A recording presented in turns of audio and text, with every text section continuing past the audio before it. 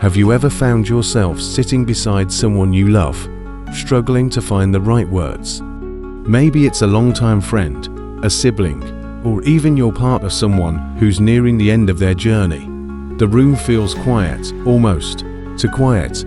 You want to say something comforting, something kind. But instead, the words catch in your throat. You're afraid you'll say the wrong thing or worse, hurt them without meaning to. If you've ever felt that, you're not alone. Talking to someone who is dying is one of the most sacred, yet delicate moments we may face in this life. And yet, no one really teaches us how to do it.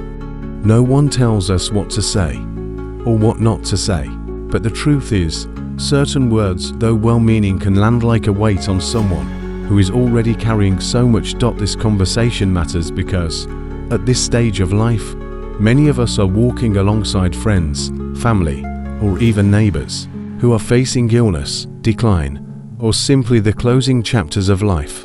And we want to honor them not with pity or false cheer, but with dignity, warmth, and honesty. So today, we're going to talk about what not to say to someone who is dying, and more importantly, why it matters. Let's start with something we've all heard before: everything happens for a reason. Now, you might think that sounds comforting. It's the kind of thing people say when they don't know what else to offer. But for someone who is dying, it can feel dismissive. Imagine you're in pain, afraid, or trying to make sense of your own mortality, and someone tells you it's all part of some cosmic plan. That might work in a philosophy class, but not when your reality is staring you in the face. People don't need a lesson in fate, they need your presence, a gentle hand, a simple, "I'm here with you." Another one, "You're going to get better. I just know it." This one is tricky. It comes from a place of love and hope, but false hope can be cruel. If someone already knows they're not going to recover, hearing this can make them feel like they have to pretend or comfort you instead. It flips the roles. Suddenly, the person who is dying feels like they have to manage your emotions, when really, they need space to express their own. A better approach: say, "I'm here for you, no matter what happens." It's real, it's strong, and it lets them speak their truth. And then there's this one: at least they lived a long life. You might hear people say this at bedside or at funerals, and while it's meant to console, it can fall flat, especially if the person is still alive and listening. Just because someone has lived many years doesn't mean they're ready to go. Every moment still matters, every breath. Instead of measuring a life by its length, we should focus on the quality of love we give in their final days. Words carry weight, and in these moments, it's not about saying the perfect thing, it's about being sincere, honest, and present. Sometimes, the best thing you can say is nothing at all. Just hold their hand, look them in the eyes, let them know you see them not as a patient, not as someone who's dying, but as the full, beautiful human being they've always been. Now that we've explored some of these common phrases that often do more harm than good, let's continue this conversation with even more heartfelt insight. Now that we've opened the door to this tender conversation, let's go even deeper. Because in these final chapters of someone's life, the way we show up through our words, our silence, and our presence can leave a lasting imprint, not just on them, but on us too. One thing we often say without thinking is, "You have to stay strong." On the surface, it sounds like encouragement, but let's pause and look closer. What does strong even mean in this moment? Does it mean hiding fear, suppressing pain, smiling through exhaustion? Telling someone to stay strong when they're facing death can feel like we're asking them to carry even more than they already are. Strength, in this stage of life, doesn't have to look like bravery or toughness. It can look like tears, like letting go, like asking for help. So instead of pressing them to be strong, consider saying, "It's okay to feel whatever you're feeling. You don't have to hold it all together." Another phrase we hear too often is, "I know how you feel." It's an attempt at connection, but unless we are walking in their exact shoes, which we're not, we don't truly know. Their experience is theirs alone, their pain, their thoughts, their memories. And saying we know how they feel, especially when we don't, can make them feel invisible or unheard. A more compassionate alternative might be, I can't imagine exactly what this feels like for you, but I'm here, and I care deeply. That kind of honesty creates space for real connection. Then there's this well-meaning, but painful one. Don't talk like that.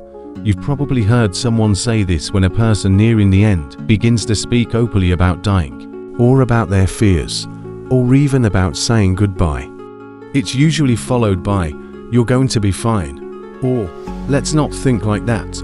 But denying someone the chance to talk about death, especially when it's their own, can feel like you're shutting a door they need open. Sometimes they need to talk about it, not because they're giving up, but because they're trying to make peace.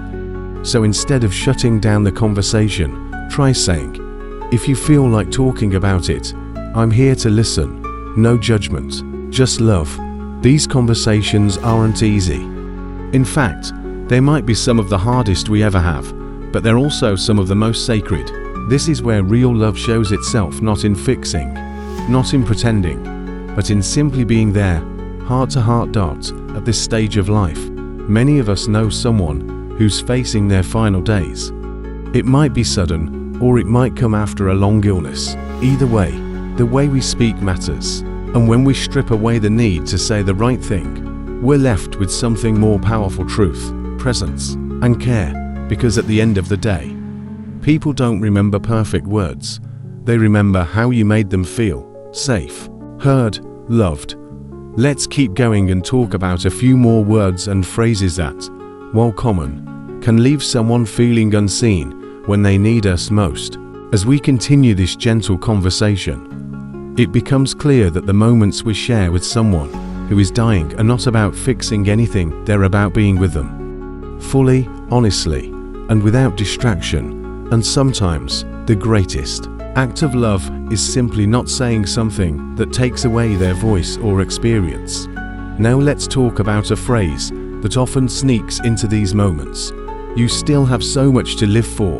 Again, it's spoken with the best intentions, but when someone is near the end, hearing this can feel dismissive or even confusing. They might already be coming to terms with the fact that time is running short. Reminding them of all they might miss out on can stink. It can feel like a reminder of what's slipping away. Instead of pushing them toward hope in the future, try anchoring them in the now. I'm so grateful for this moment with you. It means the world to me. That simple shift grounds the conversation in connection, rather than lost. And finally, one of the most uncomfortable and yet most common things people say in these moments is, let me know if you need anything. It seems helpful, but here's the truth. When someone is dying, they don't always know what they need. And even if they do, they likely won't ask. That phrase, while polite, puts the emotional labor back on them. A better way to show up is to offer something specific. Would you like me to sit with you for a while? Or can I bring your favorite tea tomorrow? These small, thoughtful gestures say so much more than vague promises. They say, I see you, I care, I'm showing up. When we're faced with someone's last days, we can feel helpless. Our words feel too small, our presence too fragile. But let me tell you something that many people don't realize until it's too late. You don't have to say much at all. You just have to be there. And when you do speak, let your words be rooted in truth, kindness, and a willingness to follow their lead, not your own need to avoid pain. Here's what I've learned, and maybe you've felt this too. The closer we get to the end of life, the more precious each word becomes. There's no space for platitudes or shallow comfort. What matters most are the real things, the thank yous, the I love yous, the I'll never forget yous. The moments when you hold their hand and say, you've made a difference in my life. That's what people carry with them. That's what gives peace. So let's quickly reflect on what we've uncovered today. The most harmful words are often the most familiar. Stay strong. Don't talk like that. You're going to get better. They're meant to soothe, but they often silence. Instead, let's replace them with presence, with honesty, with love. If you're watching this and someone close to you is facing their final days, I want you to know you are enough, your presence matters, your care is felt. You don't have to fix anything, you just have to be real, be kind, and be there. I'd love to hear from you in the comments. Have you ever had a moment like this with someone you loved? What words brought peace? What presence made the difference?